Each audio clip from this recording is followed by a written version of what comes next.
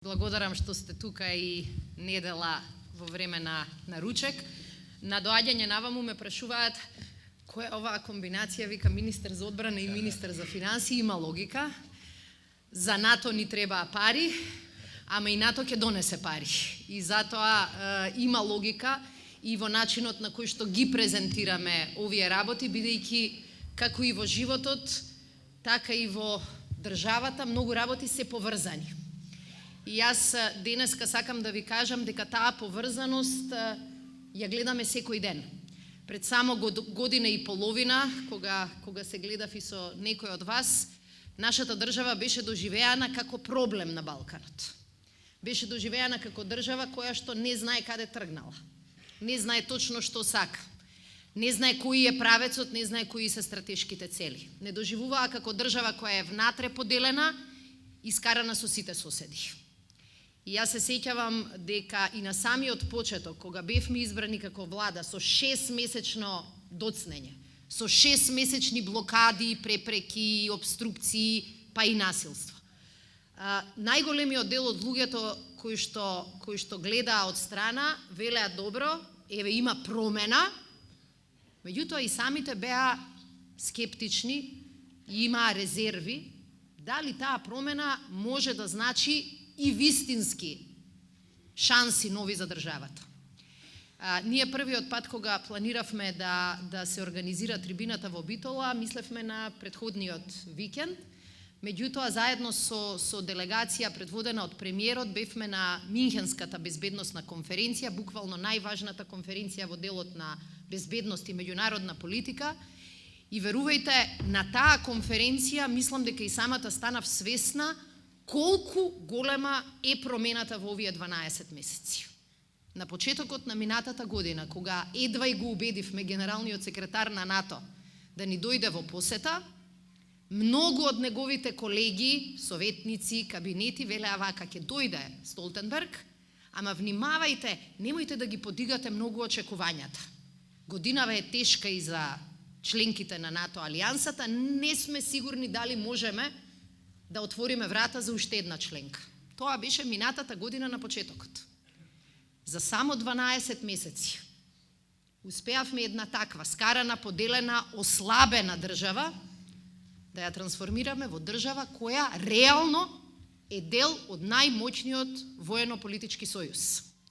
И за таа промена сакам да се заблагодарам пред се на нашите граѓани, затоа што за разлика од некои институции тие знаеа каде е стратешката цел.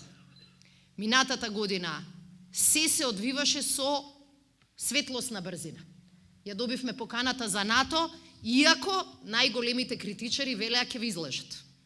Ја добивме поканата за НАТО, веднаш во рок од 2 месеци почнавме со пристапни разговори со НАТО и ги завршивме во покус временски период од планираниот. И сето тоа ни даде шанса во февруари месец да го потпишеме протоколот и да го оствариме нашиот стратешки сон и цел. Нашата држава да ја обезбедиме и политички, да ја обезбедиме и воено и одбрамбено, да ја обезбедиме и економски. Постојано кажувавме, нам членството во НАТО не ни е само прашање на политички плюс, не ни е само прашање на успех стратешки на државата.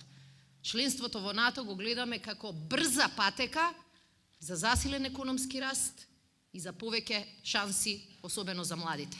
Не предпоставуваме. Гледаме што се случуваше во нашето соседство и кај другите земји членки. 3 пати зголемување на странските инвестиции, зголемување на вработеноста, подобрување на квалитетот на работни места. Тоа и се случи на Црна Гора, тоа и се случи на Албанија, тоа и се случи претходно на Бугарија. И затоа бевме свесни дека не смееме да губиме време. И затоа успеавме, велам, за само 12 месеци да го направиме тој пресврт. Тоа ни одзема и голем дел од енергијата. Меѓутоа, во изминатава година фокусот ни беше да ја обезбедиме државата и да ги испорачаме некои од клучните пораки, ветувања, најави кои што ги правевме пред многу сали како оваа денес. И јас се сеќавам дека клучниот фокус од средината на 2017 е како да направиме политика која што по различни прашања ќе ги враќа парите кај граѓаните или ќе ги враќа парите во бизнисот. Во тој дел повеќе ќе говори и министерот за финансии, но јас сакам да се потсетам, бидејќи и во Битола сме ги повторувале овие работи. Да кажам дека нашите клучни ветувања се трудевме да ги испорачаме во првата година. Затоа успеавме да ја укинеме радиодифузната такса. Тоа се може би поединечно и мали пари, но се собираат. Затоа успеавме да ја вратиме ефтината тарифа на струјата и само по тој основ, по тие два основа, успевавме кај граѓаните на нашата држава да вратиме 27 милиони евра за радиодифузна такса и за ефтина тарифа, кои нема да останат во државното кесе кај министерот за финансии, туку ќе се вратат во кесето на сите различни семејства. Затоа успеавме минималната плата да ја зголемиме и апсолутно немаме дилеми дека тој тренд ќе продолжи. Не можеме да очекуваме да имаме економски раст ако кај нас платите се толку ниски колку што биле се во ова време. И затоа, како потврда на тие резултати, како потврда на таа политика, ние денеска можеме да констатираме дека во последниве 9 години немало ниту една година кога порастот на просечната плата бил волку висок. Негдека околу 2000 денари е разликата која што ја постигнавме. И тука не завршуваме. Затоа, секој пат кога ќе кажат, а каде се 500 евра, ние бевме многу прецизни. И рековме дека на крајот на мандатот ќе обезбедиме просечната плата во Македонија да биде 30.000 денари.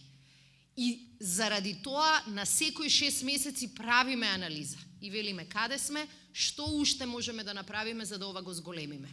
Ако имаме граѓани кои имаат подобри плати, ќе имаме и економија која што ќе оди понапред. Во целиот овој дел и со финансирањето на еколошки пооправдани технологии и со финансирањето субвенции, например во делот на социјално најзагрозените семејства да одат на одмор и во делот на решавање на проблемот со стечајците. Ние сметавме дека е подобро владата да има помалку пари, ама повеќе пари да остануваат кај граѓаните и кај бизнисот. И сметаме дека крупната промена која што ја направивме на полето на надворешната политика, на полето на одбраната, членството во ЕУ, членството во НАТО, ќе не прави посилни, за да сега ги спроведуваме исто така и политиките дома. Заради тоа што членството во НАТО на сите им ја нуди сигурноста која што долго време ја изгубивме. Ние во 2008 година видовме колку лесно една шанса може од раце да ти се испушти. Плативме многу скапо тоа што ни се случи во Букурешт. Сега, 10 години подоцна, успеавме да го исправиме тоа што ни поиде по лошо. И очекуваме резултатите брзо да се видат. Со сите критики, со сите напади, јас сум убедена дека оваа година ќе ги почнеме преговорите за членство со Европската Унија.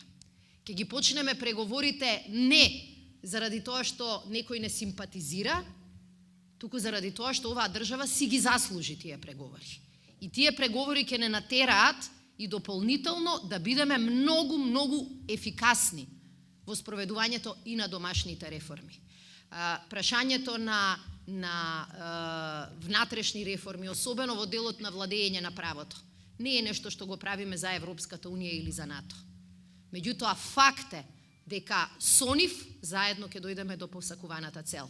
Најлесно ќе ни беше на почетокот на мандатот да кажевме, знаете, дајте судството да се распушти, да почнеме од нула. Полесно ќе ни беше.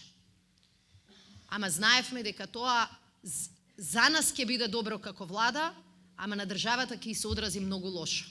И дека сите ќе сметаа дека тоа е само обид да ги повториме лошите искуства во минатото.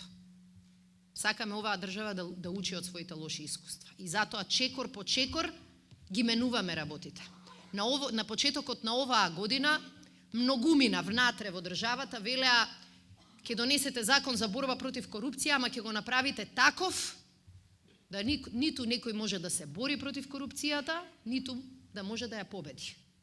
Меѓутоа и покрај таквите критики и скепса донесовме закон кој што јас не се сеќавам кога така добро бил пофален од страна на Европската комисија.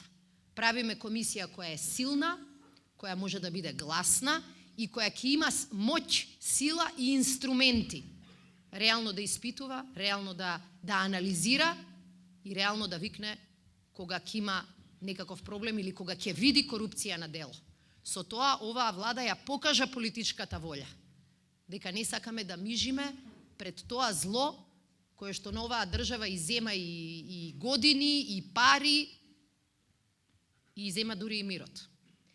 И сакаме да се борат против корупцијата луѓе кои што немаат никаква врска со нас, кои што не зависат од нас, кои што немаат ниту обврска да не штитат, ниту обврска некој друг да напаѓаат. Таква комисија за прв пат ја добива Македонија и тоа покажа дека во овој дел сме ја совладале лекцијата. Пред нас е многу работа. Јас сакам повеќе шанса да оставиме и за прашања. Меѓутоа, откако ги обезбедивме двете сидра на нашата држава, откако обезбедивме членство во НАТО, откако обезбедуваме почеток на преговори со Европската Унија, сега веќе сите политики можат да имаат повеќе смисла. И затоа толку многу се посветивме на овие две цели. На последниот состанок на сите министри за одбрана на НАТО алијансата имав шанса за прв пат како представник на Северна Македонија да седнам на тоа столче за кој што работеле генерации пред мене. 93-та година нашето собрание ја донело првата резолуција дека таму сакаме. НАТО, Европска Унија. Сега го чувствував тоа како привилегија во име на сите вас да кажам дека сме тука и дека сме успеале. И верувајте, немаше ниту еден министер за одбрана. Од Америка до првиот таму Албанија, кој што не го поздрави и не кажа дека е ова пресврт кој никој не го очекувал. Дека сами си се изборивме за оваа нова шанса. Тоа место го заслуживме, ама сега тоа место треба да го доработиме. И затоа и на овие наши трибини сакаме да чуеме и различни мислења, сакаме да чуеме и прашања. Нашиот фокус сега комплетно го посветуваме и на домашната агенда. Тоа го правевме и предходниот период, ама стоеше една сенка, стоеше еден проблем кој мораше да се решава. Ние можевме, еве и во одбрана, 2 години поред да обезбедиме повисоки плати на луѓето кои што работат во одбраната, за армијата на нашата држава. Обезбедивме решавање на проблемите кои долги години не се решавале. Ама знаете како, без да ја дадете заштитата и известноста која што ја носи НАТО и Европската Унија, тешко е да продолжите на тој начин. И затоа сакам да ви се заблагодарам на сите и за поддршката и за успехот кој што како држава го забележавме и да ви кажам дека ние сме свесни дека уште потешка работа не чека. Но ако за една година можевме толку да промениме од работите, верувајте дека сега со таа безбедност можеме од оваа држава да направиме уште подобро место за живење. Ви благодарам на вниманието.